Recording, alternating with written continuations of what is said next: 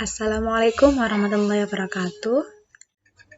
Kami dari kelompok 7 dengan beranggotakan saya sendiri, Wahida Salsabila Rosyida, NIM 098, dengan kedua teman saya, Nur Hayati NIM 106 dan Zaizatuni Hayati NIM 107.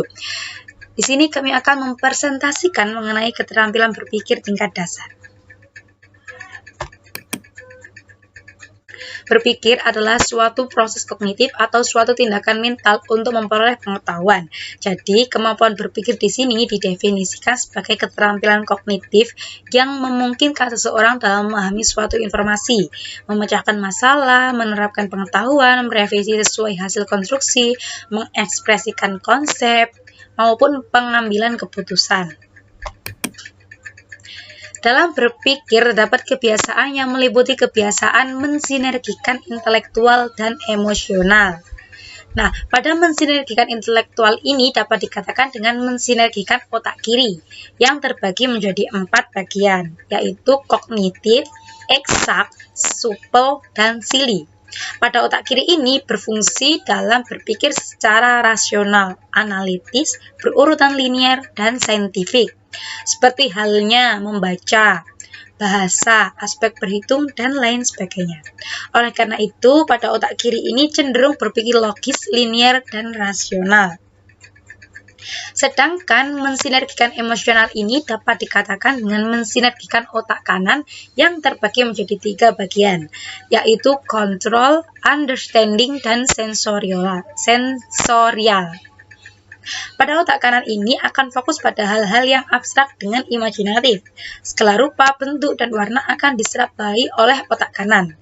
Selain itu, otak kanan ini cenderung berpikir acak dan intuitif. Pada slide selanjutnya, yaitu hubungan dimensi berpikir dan dimensi proses. Pada kurikulum 2013, pengetahuan diberikan menjadi 4 dimensi pengetahuan, yaitu pengetahuan faktual, prosedural, konseptual, dan metakognitif. Dimensi pengetahuan ini muncul sebagai hasil dari proses kognitif yang dikenal dengan 6 kategori, yaitu C1 hingga C6. Berdasarkan matrik hubungan antara dimensi pengetahuan, dimensi kognitif, dan dimensi proses berpikir, dimensi proses berpikir ini masuk ke dalam C1 sampai dengan C3.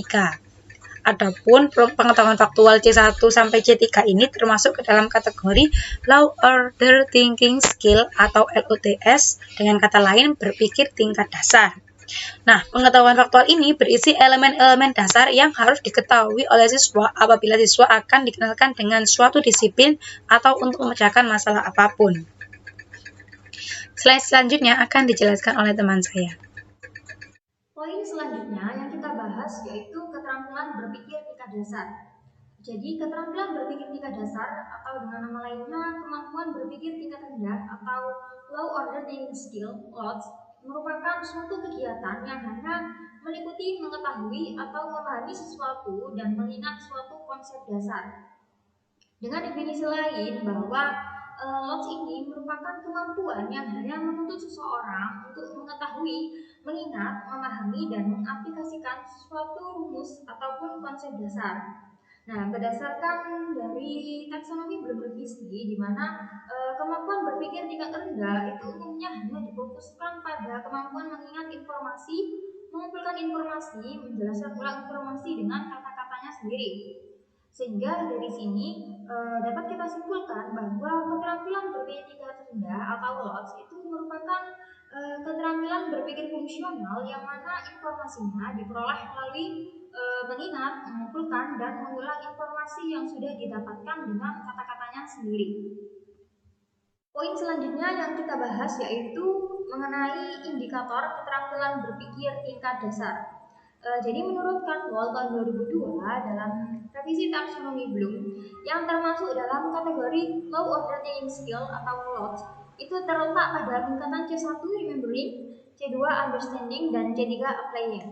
Dari sini dapat kita ketahui pada piramida taksonomi Bloom di mana LOTS ini terletak pada C1 sampai dengan C3, kemudian untuk C4 sampai dengan C6 itu termasuk HOTS atau high order thinking skill. Nah, untuk C1 mengingat atau remembering di sini itu merupakan kemampuan dalam menyebutkan kembali informasi atau pengetahuan yang tersimpan dalam memori atau ingatan yang telah lampau, baik itu yang baru saja didapatkan ataupun yang sudah lama didapatkan. Nah, mainnya di sini itu meliputi menggali dan memanggil kembali. Jadi, menggali di sini seperti mengetahui pengetahuan di masa lampau berupa hal-hal konkret seperti tanggal lahir, usia, alamat dan sebagainya. Kemudian, sedangkan untuk yang memanggil kembali ini itu proses kognitif yang membutuhkan pengetahuan di masa lampau secara tepat dan juga cepat. Selanjutnya yaitu C2, memahami atau understanding. Jadi memahami di sini itu kemampuan dalam memahami instruksi dan menegaskan pengertian atau makna ide ataupun konsep yang telah diajarkan, baik itu dalam bentuk lisan, tertulis ataupun grafik atau diagram. Nah, dalam proses memahami ini akan ada aktivitas mengklasifikasikan dan membandingkan. Seperti misalnya ketika seorang siswa itu menggali pengetahuannya dengan mengkategorikan pengetahuan tertentu, maka di situ siswa akan melakukan proses pengklasifikasian. Nah, dari pengklasifikasian ini itu nanti akan ditemukan konsep dan prinsip umum, karena pengklasifikasian sendiri itu berasal dari informasi spesifik. Kemudian membandingkan dan merujuk pada proses identifikasi persamaan dan perbedaan antara dua atau lebih objek, ide, permasalahan atau suatu kejadian dan situasi tertentu. Kemudian untuk yang C3, menerapkan atau applying di sini merupakan kemampuan sesuatu dan mengaplikasikan konsep dalam situasi tertentu. Jadi di sini menerapkan itu berkaitan dengan dimensi pengetahuan prosedural, sehingga akan ada aktivitas menjalankan suatu prosedur dan mengimplementasikan. Nah, seperti misalnya ketika siswa dalam menyelesaikan suatu permasalahan itu akan melakukan proses kognitif dengan melaksanakan suatu hal berdasarkan prosedur yang sudah diketahuinya. Jadi sebelum siswa itu menetapkan suatu prosedur untuk menyelesaikan suatu masalahnya, siswa itu akan menggali dan memahami permasalahannya terlebih dahulu akibat rasa keinginan tahu dari siswa tersebut.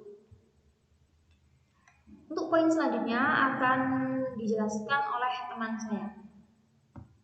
Selanjutnya saya akan menyebutkan kata kerja operasional pada tingkat cognitive load, yaitu kata kerja revisi taksonomi Bloom yang terdapat pada indikator aspek kognitif pada tingkatan kognitif C1, C2, dan C3.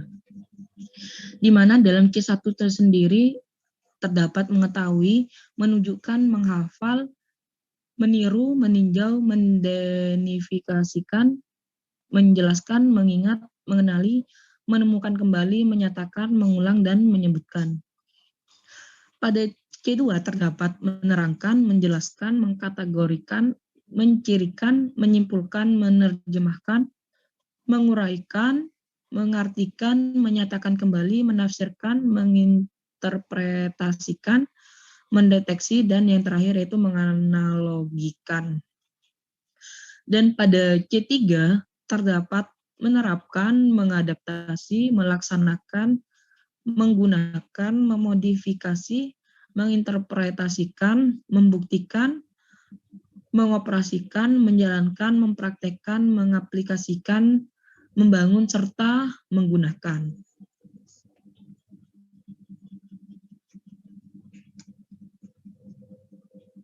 Pada slide selanjutnya yaitu adalah faktor pemicu kemampuan berpikir siswa. Di mana pada low order thinking skill atau LOT ini merupakan kemampuan tingkat dasar yang harus dilewati oleh siswa sebelum ke tahap yang lebih tinggi. Sehingga proses pembelajaran akan lebih terintegrasi. Secara logika, sebelum siswa memahami sebuah konsep, maka siswa harus mengingatnya terlebih dahulu. Dan faktor tersebut terdapat 3 faktor. Yang pertama yaitu adalah faktor internal atau faktor dari dalam siswa, yaitu keadaan atau kondisi jasmani dan rohani siswa. Misal ketika siswa mengalami kelelahan jasmani, seperti kesehatan fisiknya yang menurun akibat bekerja keras atau makan makanan yang tidak bergizi. Dan yang kedua yaitu adalah faktor eksternal atau faktor dari luar siswa. Seperti contohnya yaitu strategi belajar siswa, kesadaran belajar siswa, kondisi lingkungan belajar siswa yang meliputi lingkungan keluarga, lingkungan sekolah, dan lingkungan masyarakat. Di sini faktor ini yaitu menyatakan bahwa faktor kondisi lingkungan sekolah terlihat dari kegiatan pembelajaran di kelas, misalnya saat adanya aktivitas tanya jawab. Yaitu ketika guru memberikan suatu pertanyaan kepada siswa untuk ditanggapi oleh siswa tersebut. Dan faktor yang terakhir yaitu adalah faktor pendekatan belajar, di mana segala upaya belajar siswa yang meliputi strategi dan metode yang digunakan siswa dalam melakukan kegiatan pembelajaran, materi-materi pelajaran. Pendekatan belajar ini sebagai tahapan pertama dalam membentuk suatu ide dalam memandang dan menemukan objek kajian. Jadi, pendekatan pembelajaran ini merupakan landasan berpikir atau filosofi dalam menentukan pembelajaran. Dan dari ketiga faktor tersebut, dapat disimpulkan bahwa faktor-faktor yang mempengaruhi kemampuan atau keterampilan berpikir siswa yaitu inteligensi, pengetahuan, pola pikir, kepribadian, motivasi, serta lingkungan siswa tersebut. Di mana faktor tersebut sangatlah penting dan berkontribusi memberikan pengaruhnya terhadap perkembangan keterampilan berpikir siswa.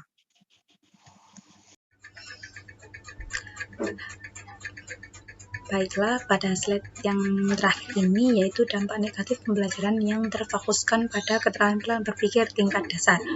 Yang pertama, ketika siswa diberi latihan soal dengan indikator pada tingkat low order thinking skill, kemudian siswa mendapatkan nilai bagus, maka akan merasakan cepat puas terhadap soal-soal yang diberikan. Yang kedua, menjadikan siswa tidak mempunyai rasa percaya diri, sebab tidak paham terkait dengan konteks sistem yang menyebabkan siswa tidak dapat melakukan kompetensi dalam pengambilan suatu keputusan. Yang ketiga, siswa tidak mandiri dan tidak berani dalam hal bertanggung jawab, sehingga nantinya tidak dapat memunculkan sumber daya yang memiliki pemikiran kritis, inovatif, dan kreatif. Sebab pencapaian SDM yang unggul hanya dapat timbul dengan melalui high order thinking skill atau dengan kata lain HOTS, berpikir tingkat tinggi. Terima kasih, saya rasa cukup dalam presentasi dari kelompok kami. Jika ada salah kata, saya mohon maaf yang sebesar-besarnya, dan jika ada pertanyaan, silakan dilanjut di grup WhatsApp. Saya akhiri, wassalamualaikum warahmatullahi wabarakatuh.